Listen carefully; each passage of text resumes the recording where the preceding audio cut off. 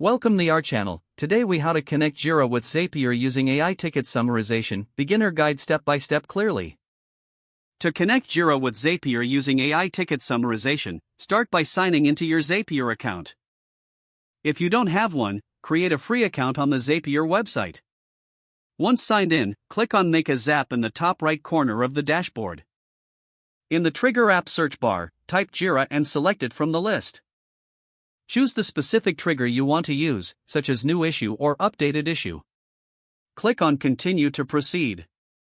Now, connect your Jira account by clicking on Sign in to Jira. Follow the prompts to authenticate your Jira account.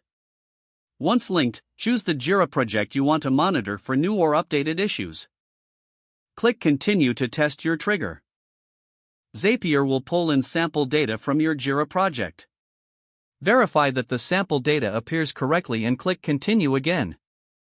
Next, for the action step, search for OpenAI or the AI tool of your choice. Select Send Prompt as the action event. Click Continue, then connect your OpenAI account by following the authentication process.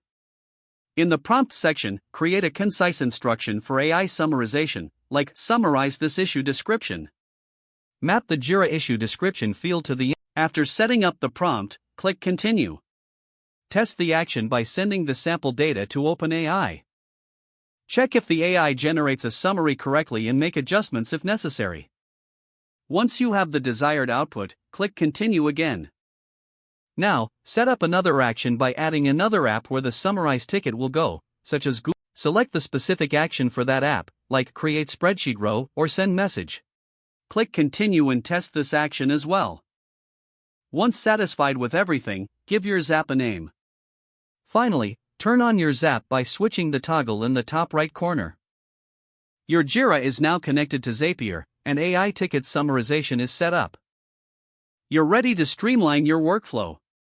If the page does not load, refresh the browser or try again in a private or incognito window. Make sure you are using the correct email address, then retype it carefully to avoid small typos. If your password is not accepted, use the reset option and create a new strong password you can remember.